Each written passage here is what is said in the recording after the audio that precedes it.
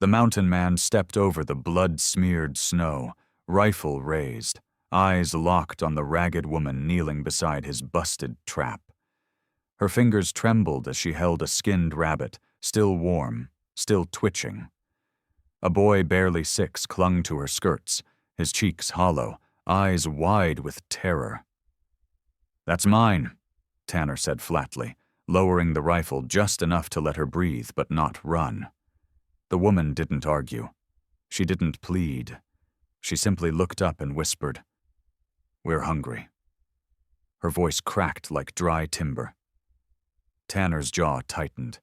He could see her ribs through the threadbare dress. The boy looked worse. "You crossed the same line again," he said. "I don't give warnings." She nodded once, trying to rise, but her knees gave. The rabbit dropped. The boy lunged after it. Tanner reached them first. He picked up the animal, then looked at the two of them again, silent. "You got a name?" he asked. "Elora," she said. "My boy's Samuel." He stared at her for another long breath, then jerked his head toward the distant ridge. "Cabin's 1/2 mile west. Come quietly. Or stay out here and starve."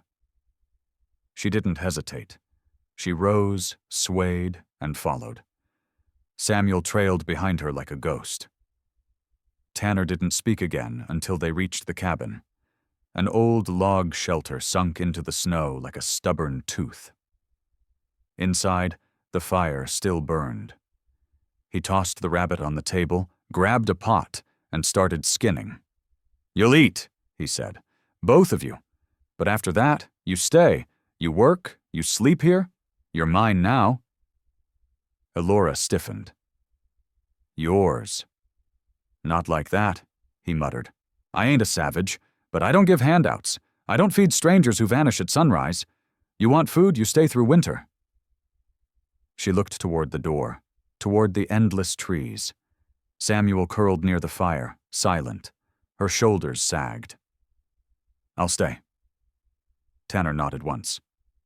"Good. Then eat. And tomorrow you chop wood." He tossed her a crust of bread and a tin plate. She caught both with shaking hands. Samuel crawled into her lap, devouring the food like a wild thing. Tanner watched them quietly. He hadn't planned on visitors. He hadn't spoken more than 20 words in 2 weeks. But something in the way she'd whispered, "We're hungry," had stuck under his skin, like frostbite, slow and deep. He turned back to the fire. "You're mine now," he said again, quieter this time. And for the first time in a long while, the cabin didn't feel so empty. Tanner was outside chopping wood when he heard the horse. One rider, slow, heavy-footed. Not a neighbor, he didn't have any. He stepped around the shed with the axe still in hand, saw the dark-coated man dismounting in front of the cabin, and felt his gut tighten. The rider was lean and sharp-jawed, with slick black gloves and a rifle he carried like it wasn't for show. He turned at the sound of Tanner's boots crunching through snow. "That your cabin?" he asked, smiling with teeth too white for someone out this far. "It is," Tanner said. "Looking for something?" "Not something," the man replied, swinging his rifle over one shoulder. "Someone. Name's Rickon. Lost a woman and a boy about 3 days back. They ran off with my food and my silver spoon." His voice dripped mockery. "You seen him?" Tanner didn't answer. He stared hard. Rickon's eyes flicked toward the smoke curling from the chimney. "I'm guessing she's in there, warming her thieving fingers. See, she was mine. Bought her fair and legal in Bitter Root. Paid extra for the kid." Tanner didn't move. "You bought her?" "Traded 2 pelts and a jug of rye. Ain't no difference." Rickon's smile faded. "I came to collect." Tanner stepped forward, the axe still loose in his hand. "They're not yours." Rickon's eyes narrowed. "And who made you king of the hills?" Tanner didn't answer. He turned and walked to the cabin, slow and certain. Inside, Elora was already at the window, her face pale. Samuel clung to her waist. He found us, she said softly. You said he wouldn't. I said he'd regret it, Tanner replied. He walked over to the rifle hanging by the hearth, checked the chamber, then looked her square in the eyes. Do you want to stay? She hesitated, then nodded. Then go in back. Don't come out unless I call. She disappeared into the storage room, pulling Samuel close. When Tanner stepped back outside, Rickon was already untying his horse. I ain't leaving empty-handed, he said, eyes glinting. Either she comes out, or I come in. You come in, Tanner said quietly. You don't leave. Rickon sneered. You think I'm scared of one lonely mountain rat? No, Tanner replied. I think you're stupid. The next second passed like a pulled string. Rickon reached for his rifle. Tanner dropped the axe and fired first. The shot struck the snow beside Rickon's boot. A warning. The second would not miss. Rickon froze. You just made an enemy, he spat. Then don't ever come back, Tanner said. Rickon backed onto his horse, cursing, and Tanner watched him ride away, already knowing that next time the man wouldn't come alone. The snow came heavier that night, piling high against the cabin walls. Tanner didn't sleep. He sat by the fire with his rifle across his knees, boots on the floorboards, listening to the wind shift. Elora stayed in the loft with Samuel, wrapped tight in every blanket she could find, but even through the floorboards, Tanner could hear her breathing shallow and fast. By morning, the smoke from breakfast hadn't even risen when Tanner spotted them. 3 men riding slow through the trees. Rickon was back, and he'd brought muscle. One was thick-armed and loud, the other wiry with a scar down his cheek. They stopped just outside the cabin yard. Tanner stood in the open, rifle held casually but clear. Rickon smirked. Told you I'd come back? With cowards for company, Tanner said. The scarred man's hand twitched toward his belt. We'll make it easy, Rickon said. You give her up, and we don't burn this place to the ground. Tanner said nothing. The door creaked behind him, and he spun. Elora stepped out. Her face was pale, jaw tight. Samuel clung to the doorway behind her. Don't, Tanner said. But she walked past him, barefoot in the snow. Her voice trembled, but her eyes were steel. I'm not his. You know that. I never was. He beat me, worked me to bone. But I won't let blood spill because of me. Rickon grinned. That's more like it. She walked closer, just a few feet out from the porch, then stopped and pulled something from the folds of her dress. A blade. Not big, not sharp, but real. She lifted it to her own throat. I'll never go back, she said. I'll bleed into this snow before I let you touch my boy again. Tanner moved fast, but not before Rickon froze, startled. The scarred man raised his pistol, then saw Tanner's rifle was already up. Elora didn't blink. Her hand was steady. You said you wanted me, she whispered. Well, here I am. Rickon's lip curled. You're not worth this. He turned his horse. Let's go. The other 2 hesitated, then followed. Snow sprayed in their wake. When they were gone, Elora collapsed to her knees. The blade dropped. Tanner caught her before she fell. He didn't say a word, just wrapped his arms around her as she sobbed, silent and shaking, into his coat. Samuel ran out and buried himself in her side. Tanner held them both. He'd seen a lot in the mountains, but no one braver than the starving woman who just sent 3 armed men away with nothing but a whisper and a blade. By midday, Tanner had the horses packed and the cabin stripped to essentials: rifle, blankets, flour sack, dried meat, a flint kit. Elora stood beside the hearth as he rolled the final bundle, her face red from crying, but her hands steady. Samuel sat on a bench, chewing a cold biscuit in silence, watching everything. We can't stay here, Tanner said. They'll be back with more. Next time they won't hesitate. Elora didn't argue. Where will we go? My trap line runs 10 miles up through Dead Man's Hollow, he said. There's an old line shack at the far end. No one knows it but me. It ain't warm, and it ain't safe, but it's ours. She looked around the cabin. Crude, crooked, but the first place she'd felt human in months. I'll carry the boy, he added. You carry the rest. I can walk, Samuel said suddenly. Tanner looked at him. I know you can. That's why you'll make it.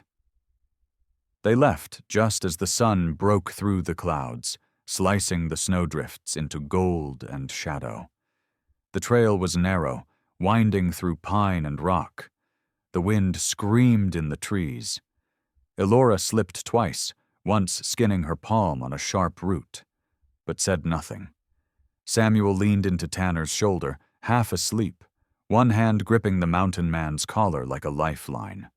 They climbed higher, past half-frozen creeks and black cliffs, until the air stung the lungs. By dusk, they reached it, a crooked lean-to cabin built into the rock face, half covered in snow. Tanner dropped Samuel onto the stone stoop and kicked the door open. Dust and pine needles scattered. Inside was nothing but an old stove, a pile of pelts, and a broken chair. But it was dry. Tanner lit a fire with practiced ease. We'll stay here, he said. Long as it takes. Elora dropped beside the flames, clutching Samuel. Her hands trembled. You didn't have to do this, she whispered. You could have left us. Tanner crouched across from her, staring into the fire. You whispered, we're hungry. That's not something you say to a man and expect him to walk away. Silence filled the little shack, warm and fragile. He'll come back, she said. Let him, Tanner replied. This time I'll bury him where he falls. She looked up. The firelight caught the rough planes of his face, the scars, the kindness hidden under all that mountain silence. And for the first time, she believed him. The knock came just after dawn. 4 sharp raps against wood that had no business being touched in that remote corner of the mountain. Tanner already had his rifle drawn when the door creaked open. A figure stood in the snow, bundled in a fur-lined coat and stamping his boots hard. Peace, he said quickly. Name's Merrill. I trap in these parts. We crossed paths last fall. Tanner squinted. You were with Beauregard's freight line. Mule went lame. Merrill nodded. That's me. He looked past Tanner's shoulder. Word's made it to town. Man named Ricken's been talking. Tanner stepped outside, closing the door behind him. What's he saying? Says a mountain thief's taken his property, that you stole a woman and a boy who legally belonged to him. He's spreading coin around, wants men to come with guns and settle it his way. Merrill lowered his voice. He's offering 5 silver per man. In Cold River, that's enough to bring wolves. Tanner's face hardened. How long? 2 days, maybe less. He's leaving with 6 men by morning. Tanner nodded once. Why tell me? Merrill shrugged. You saved my mule, and I don't like Ricken. Never did. Tanner reached into his coat, pulled out a roll of dried meat, and handed it over. Thank you. Merrill accepted it with a grunt. You'll need more than bullets to survive this. Then he turned and vanished into the trees, his footprints already fading under the falling snow. Inside, Elora stood by the fire, holding Samuel tight. Who was it? A warning, Tanner said. He pulled the rifle close and began checking rounds. He's coming. Not alone this time. Elora swallowed hard. What do we do? We prepare. Over the next hours, Tanner laid traps along the narrow trail, covered snares with pine needles, and rigged noise lines with empty cans. Elora helped where she could, sharpening a hunting knife, feeding Samuel, melting snow for water. Her hands no longer shook. When night fell, they sat by the fire, closer than before. "You don't owe us this," she said quietly. "You could walk away." "You don't know me," Tanner replied. "I've walked away before, from people who needed me. That mistake don't need repeating." She looked at him for a long time. "If we survive this," she said, "I won't forget." He nodded once, then checked the rifle again. And outside, in the darkness of the pine forest, men with silver on their minds rode closer. The sound came low at first, just a shift of snow, a quiet rustle in the pine. Tanner was already on his feet before the second snap echoed through the trees. He moved to the doorway, rifle ready, eyes sharp as a wolf's. Elora stayed in the corner, arms around Samuel, knife clutched in her lap. She didn't ask what was coming. She already knew. A man's shadow darted between the trees. Then another. Tanner held steady, heart pounding like a drum, watching the narrow trail where the snare line ran. A low whistle pierced the air, signal between men, and then came the scream. The first man had tripped the snare, and the pine branch Tanner had bent backward snapped skyward, yanking the man into the air by his ankle. He swung like a gutted deer, howling. A second man rushed forward, only to trigger the tin alarm rigged along the brush. The sound of rattling metal echoed down the slope, and Tanner fired. The shot struck snow, sending the intruder scrambling for cover. "2, maybe 3, Tanner muttered. "Not Rickon. He'd come last." He turned to Elora. "You stay here. If they break through, go out the back and run east until you find the burned pine. There's a ravine beyond it. Hide there." She nodded, not arguing. Her face was pale, but her grip was sure. Tanner stepped into the snow, boots crunching slow and deliberate. "Show yourselves," he growled, "or I'll start aiming higher." A voice called out from behind a boulder. "Ain't personal, mountain man. We just want the girl. No one has to die." "You're already dying," Tanner replied. "You just don't know where it'll hit." Silence. Then a pistol barked from behind a tree. The shot missed, but the message was clear. Tanner returned fire, the report echoing through the cliffs. The trapped man was still screaming when another tried to cut him down. Bad move. The second snare snapped shut around his leg, yanking him sideways into a frozen bush. He howled in pain. "You think she's worth it?" Tanner shouted. "You think that silver's gonna warm your grave?" One man broke and ran. Tanner didn't fire. He wasn't a killer if he didn't have to be. The others followed, dragging their injured companions. The forest swallowed them. Tanner stood there in the snow, breathing hard, until the woods fell quiet again. He turned back to the cabin, where Elora was watching through the crack in the door, tears shining in her eyes. "They'll come again," he said. "Soon." She stepped out, took his hand. "Then we fight again." The snow was thicker the next morning, muffling the world in white. No birds sang, no branches moved. But Tanner knew he was being watched. The air felt tight, like the mountain itself was holding its breath. He stood outside the cabin with his rifle slung, scanning the trees. Then he saw him, Rickon, riding slow through the pines like a man out for a stroll. No men behind him this time, just him, calm and cocky, a rifle strapped across his saddle and a smirk beneath his black hat. "Morning," Rickon called. "You're looking thin, Tanner. This mountain ain't meant for 2. Tanner didn't respond. He simply stepped out farther into the snow. Rickon stopped his horse just past the tree line, close enough to speak without shouting. "Let's talk," he said. "I'm listening," Tanner said flatly. "I came alone. Figure maybe you got sense enough to make a deal." Rickon pulled something from his coat, a folded paper with a red seal. "Marriage contract," Signed and stamped by Bitterroot's magistrate. Elora was mine. Legally. She broke contract. Stole a child that wasn't hers. That means I get the law and you get nothing. Tanner didn't blink. You rode out here for that? No, Rickon said, smiling wider. I came because I'm offering her a choice. That's when Elora stepped out. She hadn't meant to. Tanner saw it in her eyes. She just couldn't stay hidden while her name was being used like cattle trade. Rickon's gaze snapped to her, his smile growing. There she is, my winter bride. Come on now. You know the papers are right. You leave with me, and this ends. No more blood. No more hiding. I'll even feed the boy. Elora stared at him. The wind tugged her hair. You beat me, she said. You made me sleep in the barn like an animal. And yet here you are, he said, shrugging. What else you got?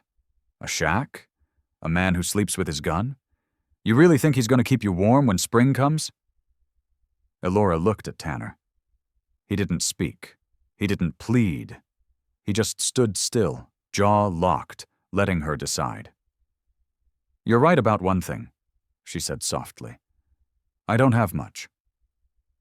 Then she walked toward Tanner, past Rickon's horse, her spine straight as a fence post. But I've got this man, and if I die out here, it'll be beside someone who gave me his fire, not his fists. Rickon's smile twisted.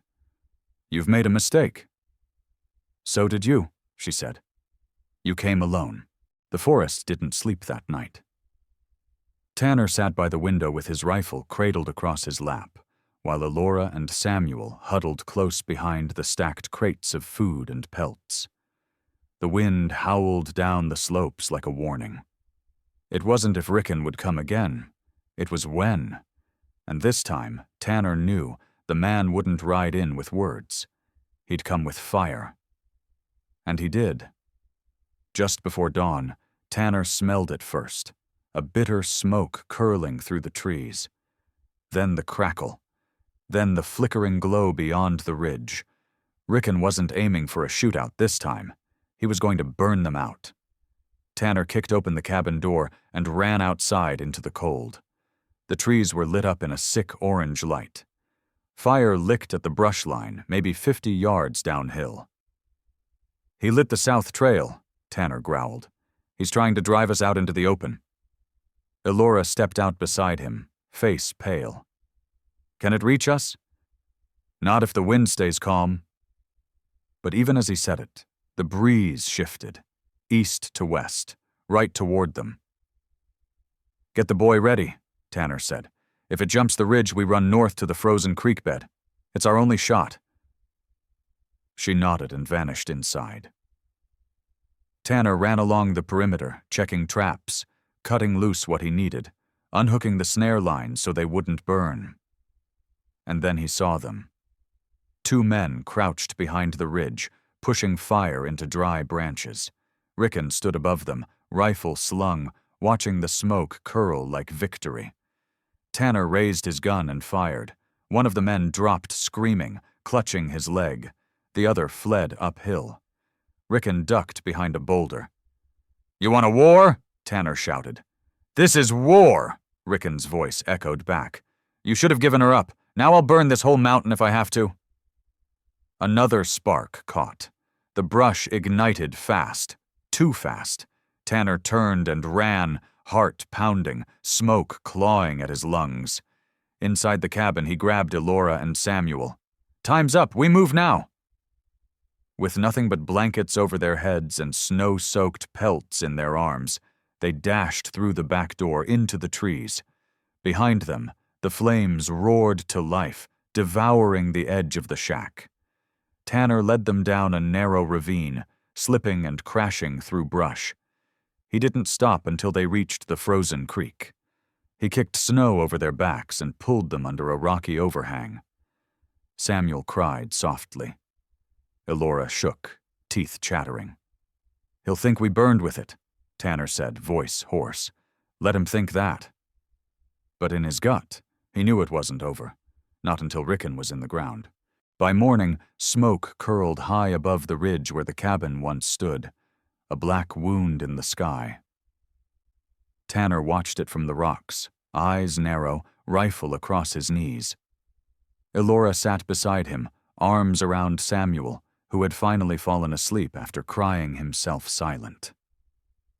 She hadn't spoken since the fire, but now her voice came low and steady. "We can't run again." Tanner didn't respond. She reached over, placed her hand on his arm. "If we don't stop him, he'll never stop coming." Tanner looked at her, the weight of it all carved into the lines of his face. "You want me to kill him?" "I want to breathe again," she said, "without waking up scared." Tanner stood, brushing snow from his coat. "He thinks we're dead. That's the only advantage we've got." He turned to her. "You stay here. Watch the boy. If I'm not back by night, head east to the edge of the valley. There's a ranger station 2 days' walk." "I'm coming with you," she said. "No. I carried that child through 3 winters alone. I've buried too many things while men stood back and watched. Not again." Tanner stared at her. "You know how to shoot?" She walked to his satchel, pulled out his second pistol, and cocked it like someone who'd done it before. "I know enough." He didn't argue again.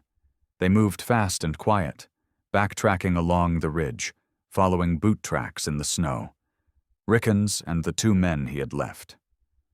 One limped badly, dragging his injured leg.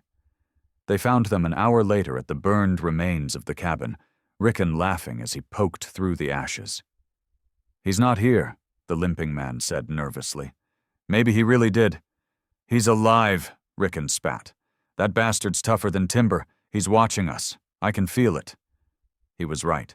From the tree line above, Tanner took aim. "Hold," Elora whispered. "Let me." Her eyes were cold, steady. "I want him to see my face." Tanner gave her the rifle. She raised it slow, breathing steady, then fired. The bullet struck Ricken's arm, spinning him backward with a roar. Tanner followed with 2 more shots. One grazed the limping man's shoulder, the other hit dirt.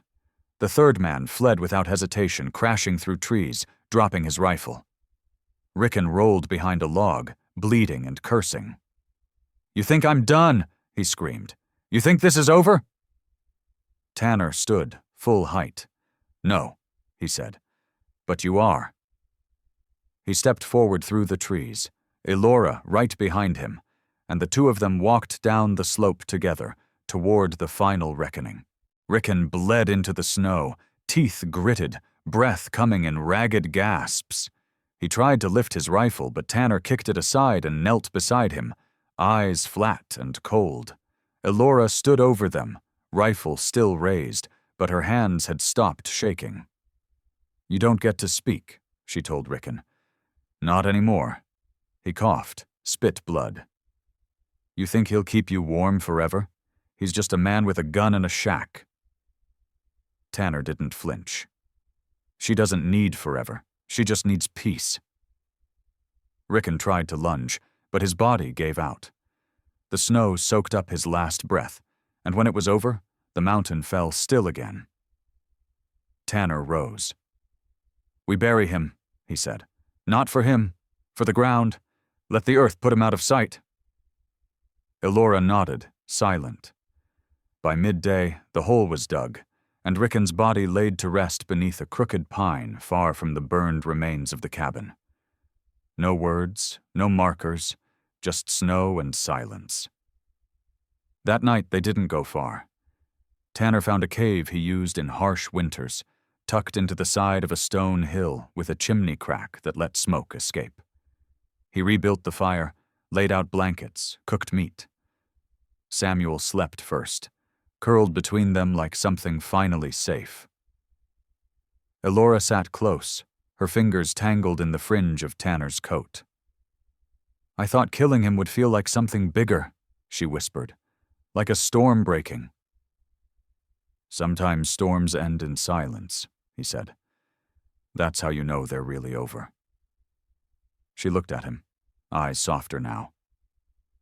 I don't know what I am anymore. A wife? A stray? Just someone you fed when she was cold? Tanner leaned forward. You're the woman who walked through fire and stood her ground when every man told her to run. That's not what I asked. He touched her face. Rough fingers, gentle grip. You're not someone I saved. You're someone I'm choosing. She closed her eyes and leaned into his palm. Say it again. I'm choosing you, he said. And the boy too. If you'll have me. She smiled then, tired and full and quiet all at once. Then come morning, she said. We find a place with a roof. And I'll start learning to braid your hair, he chuckled. Deal. Outside, the mountain snow kept falling, soft and slow. But inside the cave, beneath thick blankets and the crackle of fire, the storm that had followed them all winter was finally gone.